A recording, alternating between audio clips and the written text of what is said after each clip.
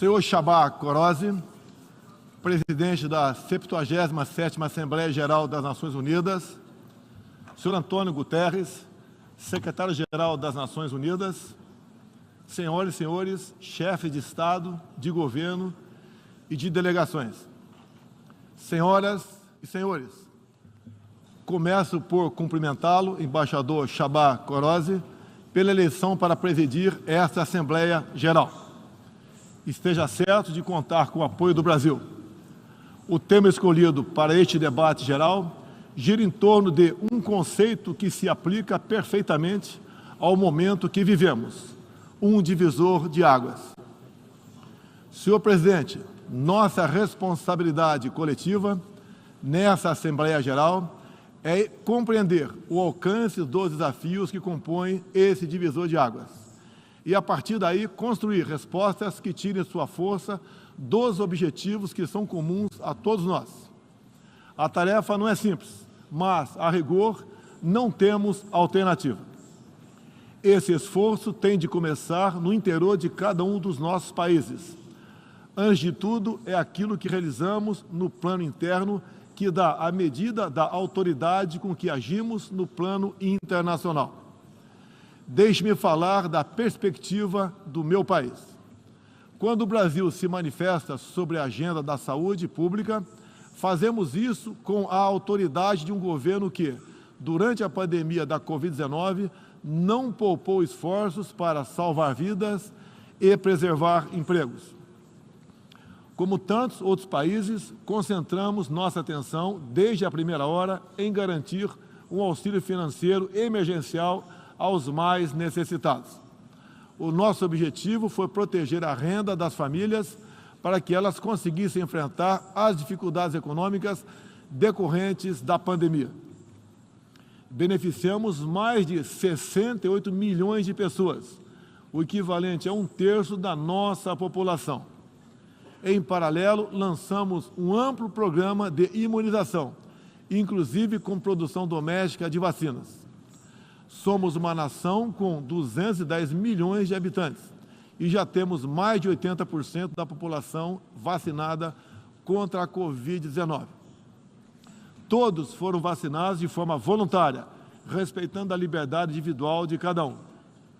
Da mesma forma, no terreno da economia, o Brasil traz a autoridade de um país que, em nome de um crescimento sustentável e inclusivo, vem implementando reformas para a atração de investimentos e melhorias das condições de vida de sua população. No meu governo, extirpamos a corrupção sistêmica que existia no país. Somente entre o período de 2003 e 2015, onde a esquerda presidiu o Brasil, o endividamento da Petrobras, por má gestão, loteamento político e em desvios, chegou à casa dos 170 bilhões de dólares. O responsável por isso foi condenado em 3 instâncias, por unanimidade. Delatores devolveram $1 bilhão e pagamos para a Bolsa Americana outro bilhão por perdas de seus acionistas. Esse é o Brasil do passado. Aprimoramos os serviços públicos com redução de custos e investimentos em ciência e tecnologia. Hoje, por exemplo, o Brasil é o 7º país mais digitalizado do mundo. São 135 milhões de pessoas que acessam 4.900 serviços do meu governo. O Brasil foi pioneiro na implantação do 5G na América Latina. Levamos adiante uma abrangente pauta de privatizações e concessões, com ênfase na infraestrutura. Concluímos o projeto de transposição do Rio São Francisco, levando água para o Nordeste brasileiro. Adotamos novos marcos regulatórios, como o do saneamento básico, o das ferrovias e o do gás natural. Além disso, melhoramos o ambiente de negócios, com a Lei da Liberdade Econômica e a Lei de Startups. Como resultado, criamos oportunidades para o jovem empreender e ter empregos de qualidade. Coroando todo esse esforço de modernização da economia brasileira, estamos avançando a passos largos para o ingresso do Brasil como membro pleno da Organização para a Cooperação e Desenvolvimento Econômico, a OCDE. Apesar da crise mundial, o Brasil chega ao final de 22 com uma economia em plena recuperação. Temos emprego em alta e inflação em baixa. A economia voltou a crescer. A pobreza aumentou em todo o mundo sob o impacto da pandemia. No Brasil, ela já começou a cair de forma acentuada. Os números falam por si só. A estimativa é de que, no final de 22, 4% das famílias brasileiras estejam vivendo abaixo da linha da pobreza extrema. Em 2019, eram 5,1%. Isso representa uma queda de mais de 20%. O Auxílio Brasil, programa de renda mínima criado no meu governo durante a pandemia, que atende 20 milhões de famílias, faz pagamentos de quase $4 por dia às mesmas. O desemprego caiu 5 pontos percentuais, chegando a 9%, taxa que não se via há 7 anos. Reduzimos a inflação com estimativa de 6% no corrente ano. Tenho a satisfação de anunciar que tivemos deflação inédita no Brasil nos meses de julho e agosto. Desde junho, o preço da gasolina caiu mais de 30%. Hoje, um litro no Brasil custa cerca de 90 centavos de dólares. O preço da energia elétrica também teve uma queda de mais de 15%. Quero ressaltar que o custo da energia não caiu por causa de tabelamento de preços ou qualquer outro tipo de intervenção federal. Foi resultado de uma política de racionalização de impostos formulada e implementada com apoio do Congresso Nacional. Em 2021, o Brasil foi o quarto maior destino de investimentos estrangeiros direto no mundo.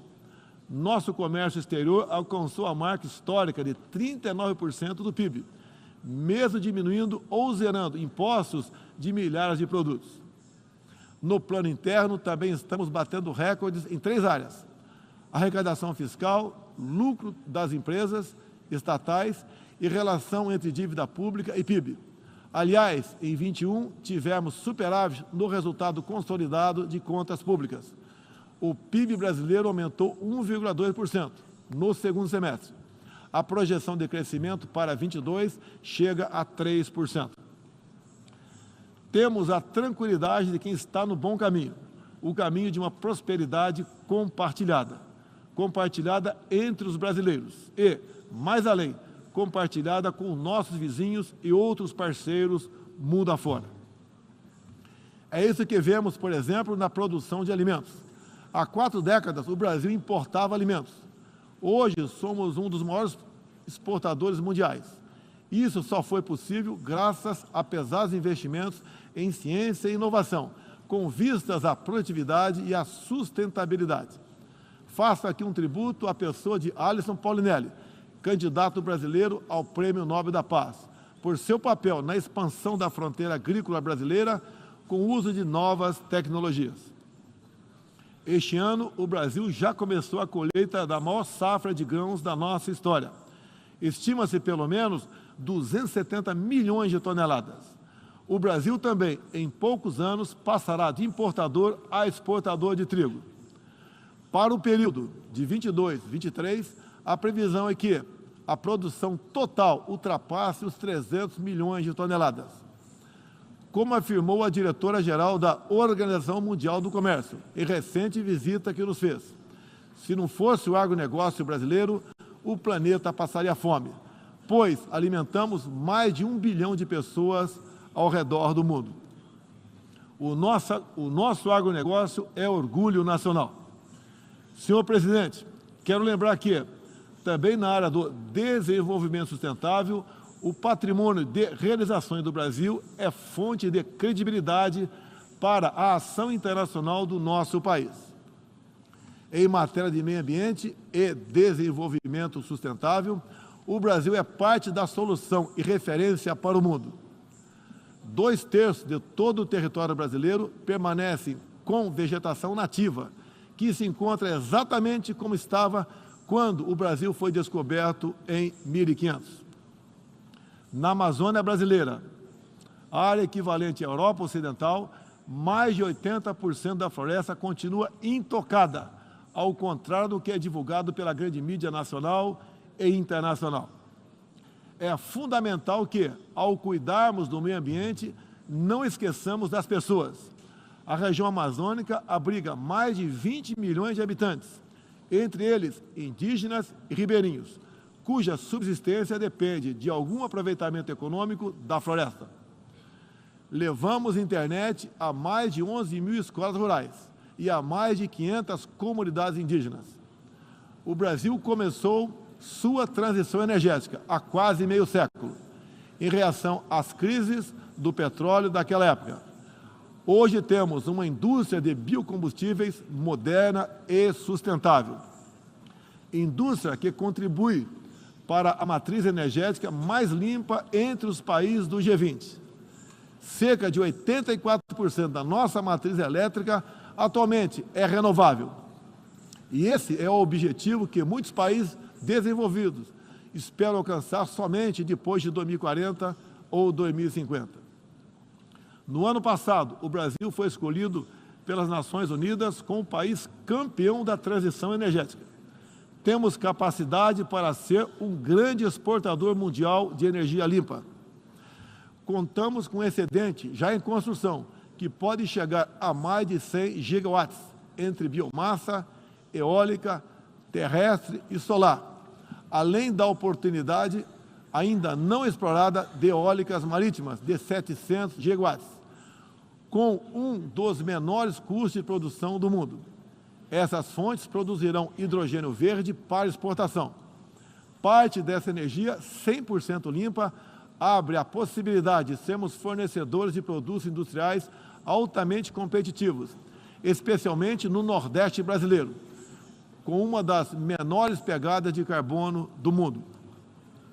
A agenda do desenvolvimento sustentável é afetada de várias maneiras pelas ameaças à paz e à segurança internacional.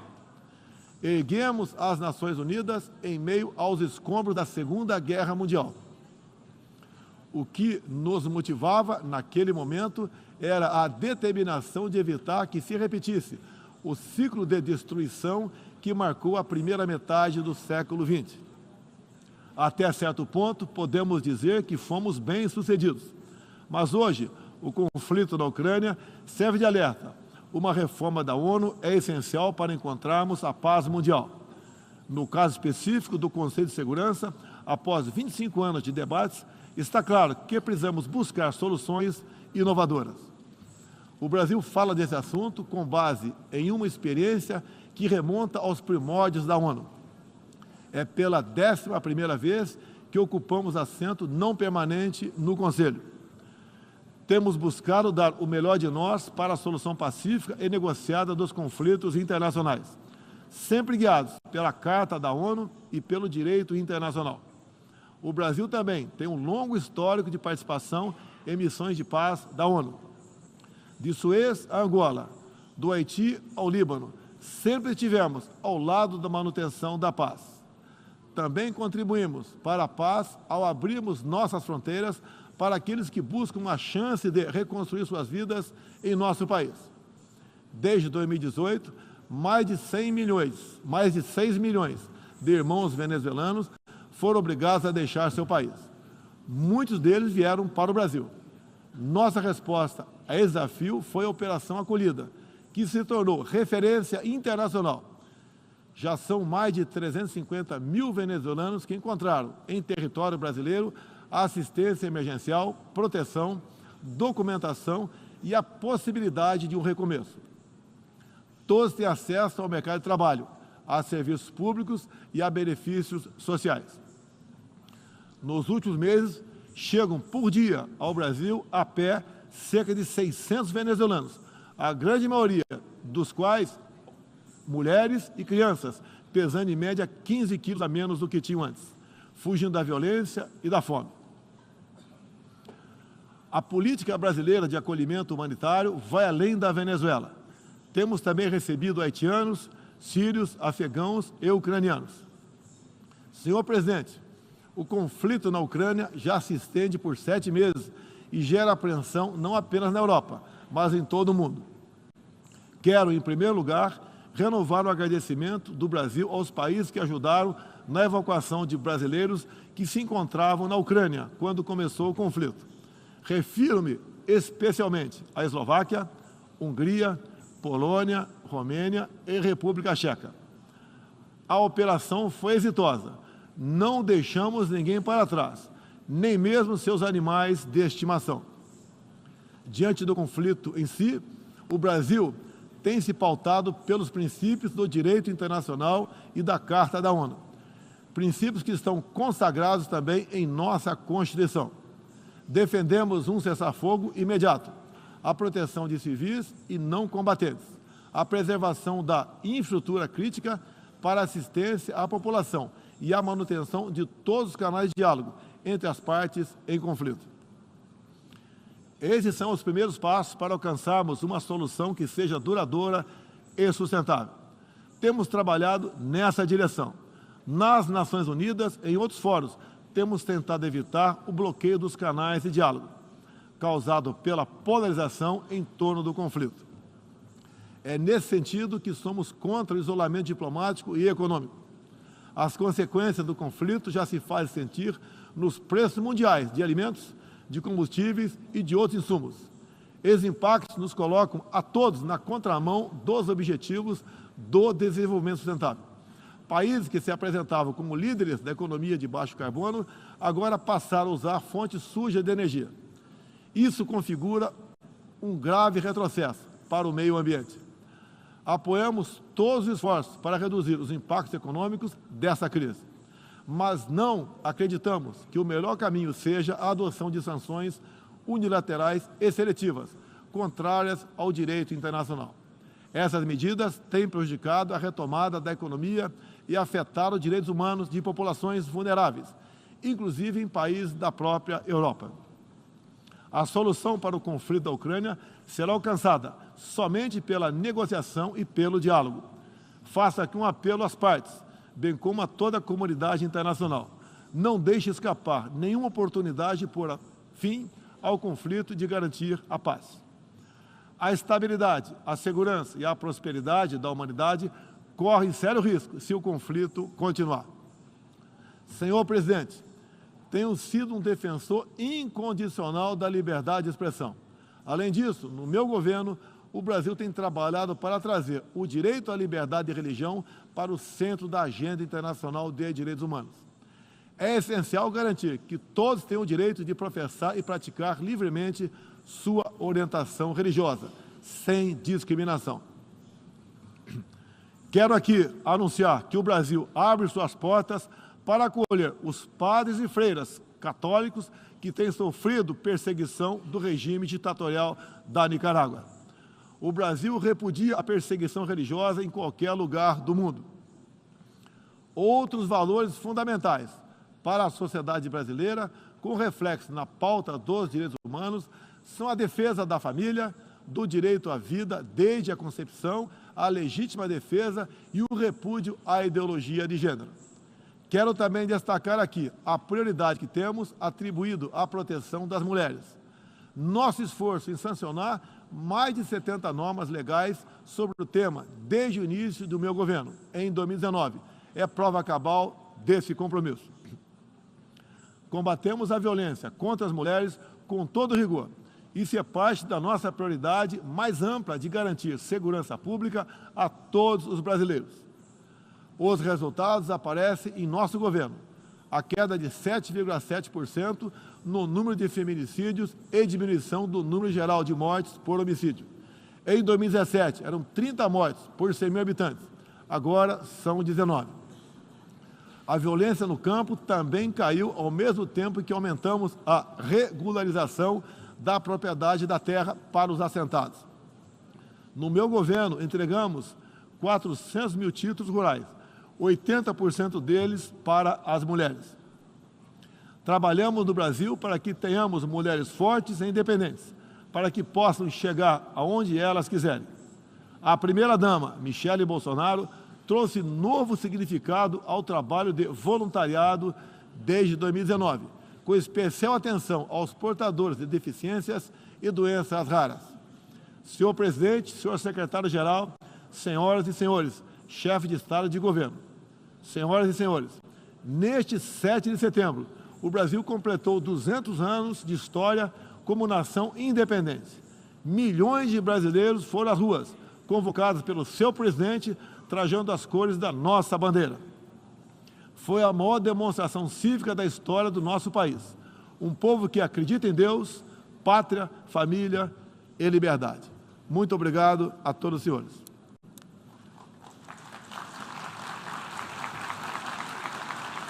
Obrigado.